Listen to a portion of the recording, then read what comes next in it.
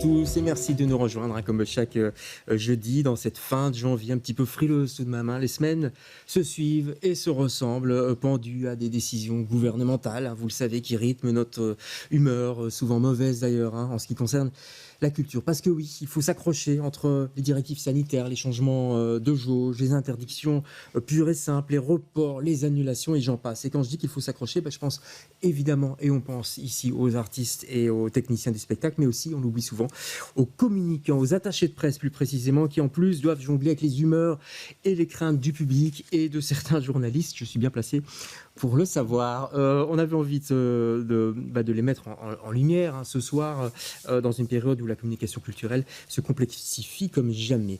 Mes invités ce soir, Viviane Vandeninen. Bonsoir Viviane. Bonsoir merci David. d'être là. Vous êtes attachée de presse indépendante? Oui, tout à fait. Indépendante, freelance. Voilà. Et vous avez des clients qui vont du musée Hergé à Bouglione. Voilà.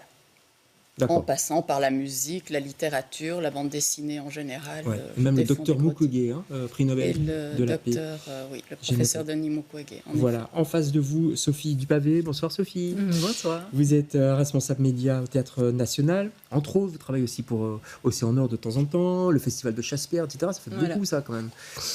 Oui, mais c'est très bien équilibré, ça se répartit dans la saison, donc principalement art de la scène et festival art de rue, art de cirque. Aussi, Voilà. Julie Fauché est avec nous, bonsoir Julie. Bonsoir. Responsable média, communication digitale au Rideau de Bruxelles. Tout à fait. On dit le Rideau maintenant, c'est comme ça qu'il faut dire, faire attention à la communication, c'est important. On a travaillé toute notre communication depuis l'arrivée de notre nouvelle directrice, Cathy Minjung, donc on en reparlera peut-être. Vous allez bien? Oui, en fait. Oui, ça va. D'accord. Oui, période compliquée, mais on va dire que ça va. Il faut positiver. N'est-ce pas Isabelle Fagot qu'il faut positiver? Bonsoir. Il faut toujours positiver. Aussi attachée de presse indépendante, vous freelance, oui, j'aime bien dire oui. C'est quoi la différence finalement? On essaie quand même de garder un esprit de salarié, mais au sein de notre petite entreprise, en fait. Oui. Donc voilà, c'est pour ça qu'on n'est pas toujours totalement indépendant, d'autant qu'on dépend de beaucoup de monde qui sont nos multiples clients. Ouais. On va parler d'ailleurs peut-être des difficultés que vous pouvez rencontrer surtout en ce moment. Et vous avez comme clients beaucoup d'auteurs, la maison d'édition On Lit. Par exemple, je fais des littératures, du cinéma documentaire et quelques événements socio-culturels comme Nourrir Bruxelles, par exemple, la première édition. Donc, on est vraiment dans le social. Et tout ça est fort bousculé ces derniers temps, depuis 2 ans même. Ça commence à être long. Allez, on va regarder un reportage qui date du 23 décembre 2021. C'était donc il n'y a pas si longtemps. C'est juste après le fameux Codeco. Tout le monde s'en souvient ici, qui avait décidé de refermer la culture. Nous sommes place Flagey avec un Alexandre Bouglione et des artistes pas contents, mais alors pas contents du tout. Regardez. Constantin se prépare pour le spectacle. Pour le plaisir des yeux, sur son vélo, il réalise des acrobaties impressionnantes. L'artiste vient d'Ukraine et a parcouru 2500 km pour seulement 3 jours de représentation. Je suis terriblement déçu parce que je viens travailler, c'est mon emploi. Ça fait 14 ans que je m'entraîne. Alors si les cirques ferment, je ne sais pas du tout ce que je vais faire. Peut-être conduire un taxi ou carrément me retrouver à la rue. Hector, lui, fait des numéros de clown, une passion qui se transmet dans sa famille depuis 8 générations. Depuis le début de la crise sanitaire, il a du mal à joindre les deux bouts. Alors aujourd'hui, il n'a clairement pas envie de rire. La larme du clown, comme on dit triste, le clown triste, elle est justifiée, parce qu'on s'y attendait vraiment pas maintenant, Sûrement après. Ça, tout le monde le sait. Après les fêtes, il devait y avoir quelque chose. Mais là, pour les dizaines de jours, c'est un peu dur à avaler. Plus globalement, monter un chapiteau de cette taille, faire venir des artistes, préparer le spectacle, ça prend du temps et ça coûte de l'argent. Alors la pilule a du mal à passer. C'est une honte. C'est une honte. C'est une décision qu'a pris le gouvernement qui est vraiment qui n'a pas de nom. C'est un génocide culturel. De son côté, le bourgmestre d'Ixelles se dit choqué de la décision du comité de concertation concernant uniquement la culture, alors il s'engage à soutenir le cirque. Si la situation épidémiologique se calme, évidemment que on va trouver le moyen de leur permettre de récupérer les semaines qu'ils ont perdues ici à un autre moment. Ça va bousculer un peu la place Flagey peut-être, parce qu'on va rester plus longtemps avec le cirque. Pour le marché, il va falloir s'organiser un peu autrement. En attendant, jusque dimanche, les représentations auront bien lieu et avec le sourire. Voilà, il y a un peu d'accordéon tout de même pour faire un peu fête dans le reportage. Viviane, on vous a vu dans le reportage avec Bouglione. Faut nous raconter un peu les coulisses de ça. C'est Alexandre Bouglione qui vous a appelé la veille au soir, paniqué.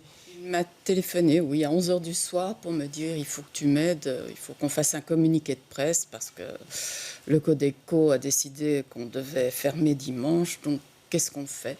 J'ai attendu minuit 3 pour envoyer le communiqué de presse aux agences de presse d'abord. Pourquoi minuit 3 pour qu'on comprenne bien Pour que ce soit le 23, pour que ça puisse être daté du 23, donc j'ai daté ça et envoyé aux agences de presse.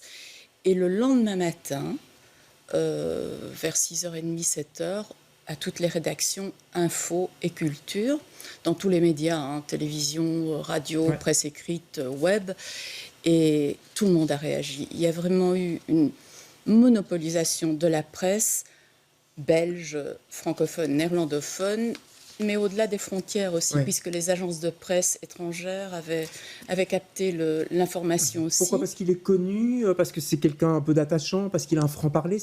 C'est un bon client, entre guillemets, aussi pour les médias. Tout ce que vous venez d'évoquer, évidemment.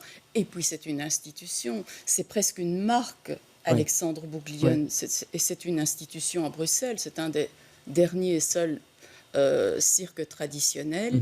Et il y a vraiment eu un soutien de la part de la presse. Lui voulait jouer le 26, mais comme vient de le dire le bourgmestre, on a eu la chance d'être soutenu par la commune et par le bourgmestre qui a été très proche, qui a osé se mouiller, qui a osé venir, qui était présent le 26.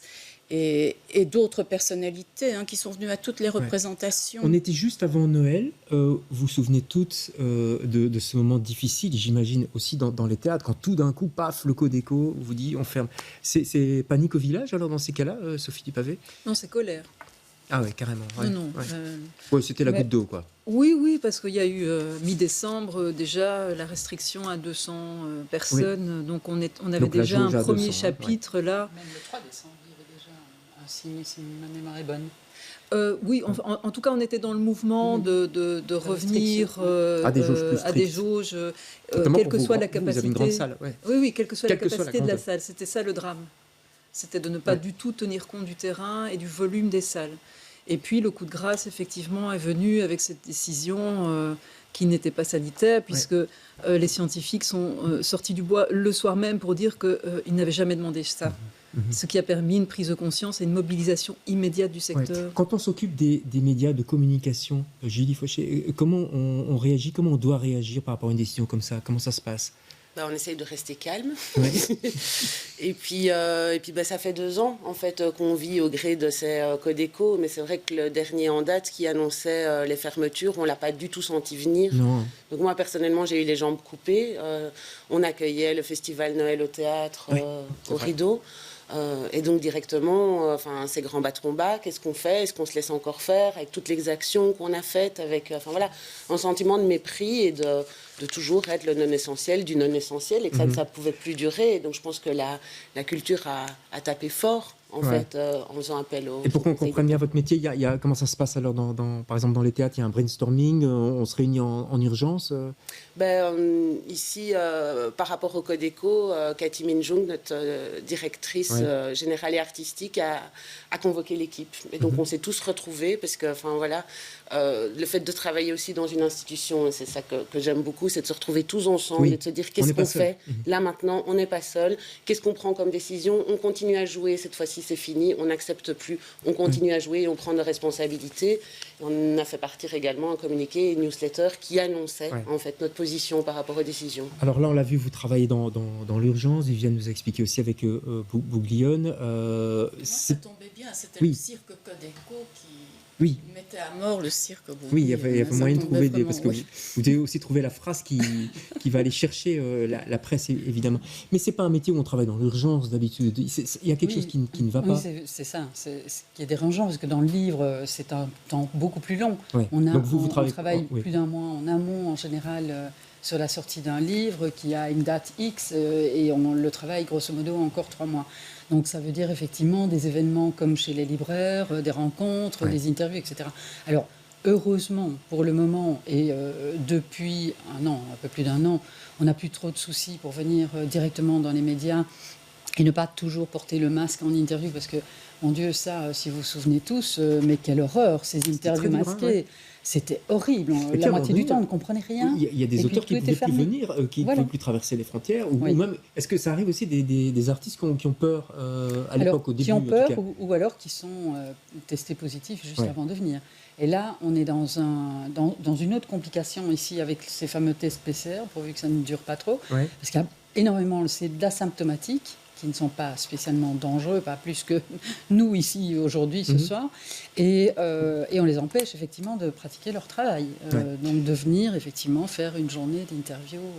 Sophie Dupavé, comment on rédige un dossier de presse par exemple sur un spectacle quand tout change tout le temps, quand vous n'êtes pas sûr que le spectacle pourra avoir lieu à telle date, etc. Enfin, comment on garde confiance, si je puis dire ainsi, dans la communication? C'est compliqué quand même, non? Le dossier, non, parce qu'en fait, nous, on cherche à être en osmose avec ce qui se passe sur le plateau. Donc, on doit être au plus près du projet. Alors oui, il y a des projets qui ont... On sait qu'il y a des projets qui vont peut-être sauter parce qu'il y aura des cas Covid s'il y a beaucoup de gens sur le plateau. Il y a toujours ce risque-là. Est-ce que vous en tenez compte dans votre façon de communiquer? Non, parce que ça, je veux dire, c'est en termes de production ou en termes de technique. Donc oui, par exemple, dernièrement, le régisseur général d'un des spectacles qui était à l'affiche était positif. Donc on doit tout adapter, on doit toujours être sur la balle. Mais le dossier de presse en tant que tel, la matière reste la même. Donc en fait, c'est surtout... épouser tout le rythme du Covid avec ses soubresauts, ses annulations de dates, ses reports, etc. La difficulté, elle est là. En même temps, Julie Fauché, communiquer sur des reprises ou des spectacles qui ont déjà eu lieu ou qui ont eu lieu 2 jours, et puis ça arrive dans plein de théâtres, c'est quand même moins excitant que de communiquer sur une création, non? Oui. Et après, c'est chaque fois un challenge, en fait. C'est chaque fois un challenge aussi. Et puis, le travail reste le même, en fait. On refait un dossier de presse, on surfe sur l'actualité.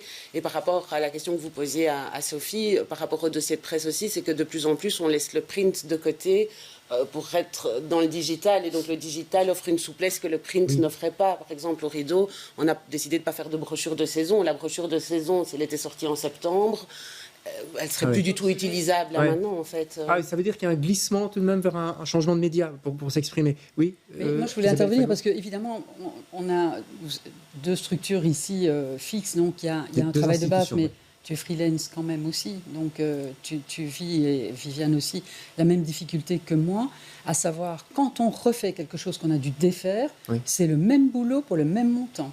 Donc là, on se fait tout avoir royalement, parce qu'on ne réussit que rarement à obtenir un petit budget supplémentaire pour refaire les choses, parce que c'est aussi ça aussi, évidemment.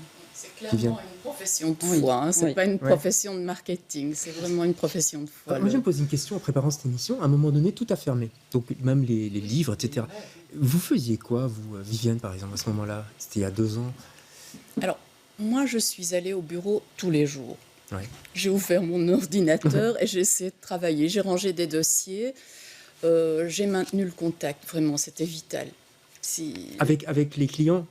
Avec les clients, avec les auteurs, avec les amis. Et comment on fait pour maintenir le contact quand on sait que ça va peut-être durer 2 semaines, 3 semaines, 4 semaines? On se soutient et je me suis beaucoup investie aussi dans la résilience d'amis à moi qui étaient dans la presse, dans le journalisme et qui n'avaient plus rien non plus, mais qui se sont vraiment... qui ont profité de ça pour faire autre chose. On les connaît en commun. Brigitte Weberman, par exemple, qui a lancé son Bab Café, Béa Ercolini qui faisait des interviews par FaceTime, par Instagram, etc. Donc d'abord, ça m'a beaucoup appris et puis j'ai apprécié de pouvoir les soutenir et de pouvoir les amener de cette façon-là aussi, des auteurs et des artistes. Ça vous a resserré un petit peu, vous, les attachés de presse? Oui, tout à fait. Et alors, pour rebondir aussi, parce que dans mon cas, j'ai eu 3 semaines, je pense, au calme, on va dire, où j'ai fait beaucoup de jardinage, comme il faisait juste magnifique. Oui, il faisait beau en plus. Et il faisait très beau. Et en fait, très vite, très rapidement, les journalistes qui pourtant savaient que, je parle surtout de la presse écrite évidemment et de la radio, m'ont sollicité pour avoir des auteurs qui n'avaient pas encore eu. Et alors, j'ai eu des pages parfois magnifiques dans Soir ou La Libre et d'autres journaux sur certains auteurs belges. Quel plaisir, mais avec des libraires qui étaient fermés. Donc j'avais le sentiment d'une double peine. C'était très compliqué. Hein, oui, j'avais un peu mal. Moi, j'ai lancé pendant justement le premier confinement une communication sur les violences conjugales avec Adjanine et Philippe Geluck. Oui. Et c'était aussi le bon moment de parler de ça. C'était de circonstances. Donc vous adaptiez. Oui. Il a fallu s'adapter quand même. Et moi, je me posais la question aussi, Sophie Dupavé, est-ce que la façon de communiquer, de parler de votre institution a changé avec toute cette période? On voit par exemple votre directeur Pierre Thys, on le voit dans des émissions de télé où il est amené à parler de questions de jauge, de questions d'épuration d'air. Même chose, j'ai vu Cathy Minjung il n'y a pas tellement longtemps chez QR à l'RTBF. Voilà. Et est-ce que vous les conseillez aussi dans leur communication? Mais, en fait, l'objet, c'est vrai que c'est de défendre des spectacles, mais ça, c'est votre core business. Hein. Ça, c'est le core business, mais puisqu'on en est empêché, l'enjeu premier, c'était de rester en vie, et donc il y a une énorme communication. Le focus communication s'est déplacé sur rester en vie. Ouais. Et donc, rester en vie, c'était protéger les répétitions, c'était protéger tous les objets périphériques qui pouvaient l'être, des rencontres, des débats. C'est resté en vie, donc on a fait des Facebook Live. Si le spectacle ne pouvait pas être montré, il pouvait aussi amener un sujet de société, comme par exemple la bombe humaine, qui parlait d'anthropocène. On a maintenu la rencontre avec François Gemène et David Van Reybrouck, on l'a fait en Facebook Live. Donc la communication a bifurqué, et puis parallèlement à tous ces objets qui restaient en vie et qu'on pouvait mettre en lumière, bien sûr, il y avait toute la bataille dans lequel le secteur culturel était. Ouais. Hein, et là-dessus, vous étiez amené à communiquer également. Bien sûr, oui, tout à fait. Même chose chez vous. On a été confrontés à des situations auxquelles on n'avait jamais été confrontés, en fait. Et ce qu'il fallait faire, c'est, par exemple, dans les institutions, le travail a toujours continué à se faire. Donc les répétitions étaient autorisées, même au moment du confinement total. Donc en fait, qu'est-ce qu'on a fait? On a voulu continuer à ouvrir notre lieu pour que les créations et les productions puissent continuer à se faire, sans savoir quand elles pourraient se jouer. Et puis, moi, personnellement, j'ai essayé de remettre le curseur un peu sur l'artistique à un certain moment, en disant, on parle beaucoup de la crise sanitaire et tout ça, mais regardez ce qui est en train de se passer là, regardez les actions qu'on mène pour garder le lien avec le public aussi. Donc, il était possible au rideau de brancher son casque et d'écouter les répétitions qui étaient en train de se passer dans le lieu. On a fait des appels téléphoniques où les comédiens susurraient des textes à l'oreille des spectateurs. Donc ce côté on reste en contact a été très fort. Mais après, il a fallu défendre des pièces qui se jouaient devant des programmateurs ou quelques journalistes, mais qui ne pourraient pas se jouer publiquement. Ouais. Et donc je pense que et les attachés de presse et les journalistes se sont retrouvés dans des situations en se disant, bon, qu'est-ce qu'on fait de ça pour montrer qu'il y a un vivier, que des choses se passent, mais que ça ne sera pas présenté publiquement. C'était très compliqué pour la presse également. C'est vrai que les médias se sont écroulés aussi de la même manière. Donc on avait tous besoin les uns des autres, en fait. Oui, complètement. Oui, les embouteillages. Et les embouteillages, de spectacles, de cinéma, un documentaire pour le festival documentaire. Et des livres aussi. Et ce qui génère un problème aussi grave, important, c'est que tout ce qui n'est pas un peu blockbuster ou en tout cas important, c'est oublié, évidemment. En cinéma, c'était très dur. Parfois. Oui, Viviane. Des artistes se sont aussi reconstruits pendant et ont continué. Francis Cabrel, il a chanté tous les soirs sur une vidéo. Ouais. Aurélie, sa fille, faisait des interviews de grandes personnalités. Nicolas Vado a sorti un livre sur les dessins de presse pendant le Covid. Eux-mêmes devaient se réinventer. Oui. Alors on parle beaucoup effectivement de changement de médias, de réseaux sociaux, etc. Il y a un changement dans la manière de communiquer, sur les supports aussi. Est-ce qu'il n'y a pas aussi une surenchère un peu de communication culturelle? Parce que maintenant tout va mal et je voudrais qu'on regarde une photo de Stromae sur le plateau du JT de TF1 il n'y a pas tellement longtemps. On peut parler aussi des tickets d'or d'Orelsan. Je ne sais pas si vous voyez ce que c'est. Donc Orelsan a glissé ou réglissé. Personne ne les a encore trouvés, des tickets en or dans 5 de ses albums. Donc tout le monde s'arrache évidemment ces albums. Est-ce qu'il n'y a pas un risque justement de dérive de la communication culturelle avec tout ça? Qu'est-ce que vous en pensez?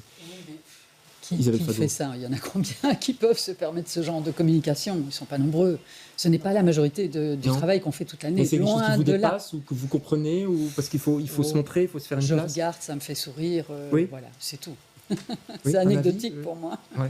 Ah non, mais moi je suis fan, donc pour moi c'est, enfin voilà, quand il a sorti son apparition au JT de TF1, j'ai été revoir tous les happenings qu'il a fait pour certaines sorties de titres, comme pour Tous les mêmes et tout ça, et donc voilà, à mon échelle, du coup, en réunion de communication, j'ai dit on va faire quelque chose. David, d'ailleurs. C'est le rêve pour une attachée de presse, d'avoir des clients comme ça. Bien sûr, d'avoir des clients comme ça et surtout d'avoir ce genre d'intervention. C'est quoi un mauvais client, d'ailleurs, entre guillemets, pour vous? Je sais pas, qui veut, peut-être pas au théâtre, mais Isabelle, c'est un auteur qui veut pas parler. Oui, ça oui, malheureusement, ça arrive. Hein. Oui, mais bon, je ne vous le propose pas. Ouais, en général, on sait tout de suite. Donc, il y a des livres qui marchent moyennement. Il y a les artistes, il y a les journalistes aussi. Est-ce que les journalistes, pendant cette période, n'étaient pas un peu grognons, un peu, ils avaient rien à se mettre sous la dent, donc Oui, on allait un peu à la facilité aussi. Oui, bien sûr. Julie, non, moi, les contacts, comme disait Sophie, on s'est serré vraiment les coudes. Et donc moi, j'ai dû parfois annoncer qu'un spectacle ne se jouait pas alors que le journaliste se garait rue Goffard à côté du rideau. Et après, voilà, c'était comme ça. Mais j'ai eu aucune mauvaise expérience. C'était indépendant de notre volonté. C'était dommage. Sophie oui, il y a une belle complicité, je trouve. Oui. Vraiment, on sentait qu'on devait tous réinventer cette période, la traverser avec solidarité. Ouais. Et ça s'est bien passé, je trouve.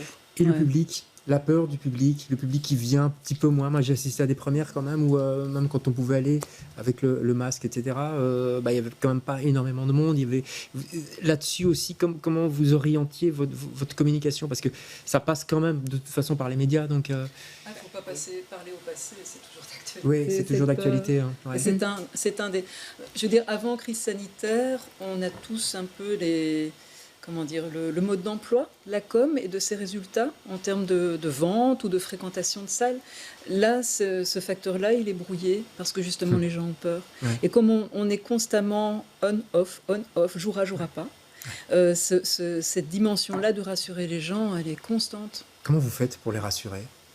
Déjà, le public réserve de plus en plus tard aussi, donc il n'y a pas... voilà, donc c'est très difficile de savoir si on va remplir un spectacle ou pas. Et alors, sinon, rassurer les gens, mais déjà, il faut essayer de trouver une cohérence dans cette incohérence entre... on peut mettre des masques et puis pendant un certain moment, le masque n'était plus obligatoire. Et le plus important, en fait, c'est de pouvoir permettre à tout un chacun de pouvoir accéder à une représentation, avoir accès à la culture, CST ou pas CST, donc organisation de tests antigéniques.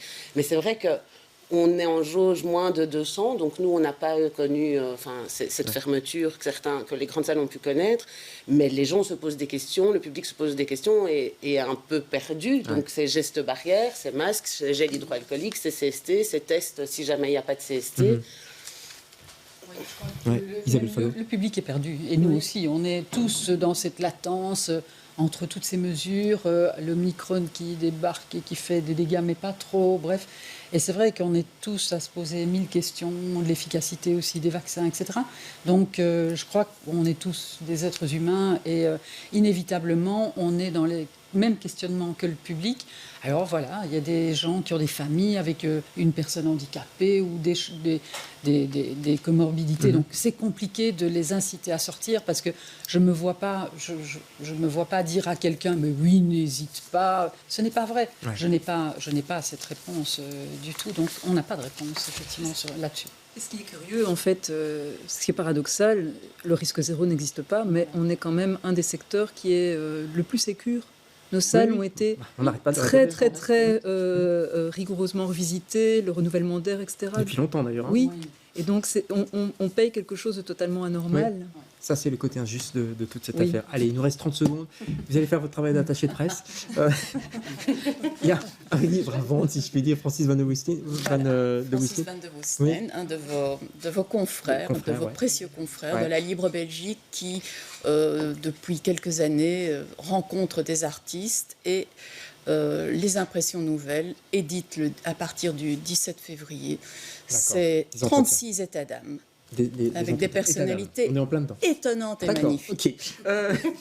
Allez, 2 bouquins pour vous, Isabelle. On y va. Oui, alors un petit qui cartonne très fort, Stéphane Liberski, une grande actrice, oui, jubilatoire, franchement, lisez-le. C'est chez On lit. Oui, chez et On Alexandra lit. Lapierre. Alors, chez Pocket, Alexandra Lapierre, c'est une espèce d'enquête au long cours, parce que cette femme a existé il y a plus d'1 siècle. C'est une noire qui s'est fait passer pour blanche. Je vous en dis pas plus, c'est un magnifique bijou d'enquête, c'est génial, tout est vrai. Ok, elles vendent vraiment bien. Il nous reste 2 spectacles, Julie Fauché, un petit spectacle avant. On jouait Maoda, mais donc on a appris ce matin que pour raisons sanitaires, on devait annuler les 3 dernières représentations du spectacle. Et sinon, on a une première à partir de la semaine prochaine qui est Greenville de Régis Duquet et qui retrace l'histoire d'un groupe de rock imaginaire. D'accord, allez, réservé au Rideau, réservé aussi au Théâtre National. Pourquoi? Pour quel spectacle? Un seul? Peeping Tom. Oui, Triptyche, bien sûr. Voilà, qui était bloqué à une jauge de 200 en grande salle. Et maintenant, on a plein de place. Allez, il y a de la place, c'est vrai. Merci à toutes les 4 d'avoir participé à cette émission et bonne chance pour la suite. On se retrouve jeudi prochain avec d'autres invités. Bonsoir. Très bien traité.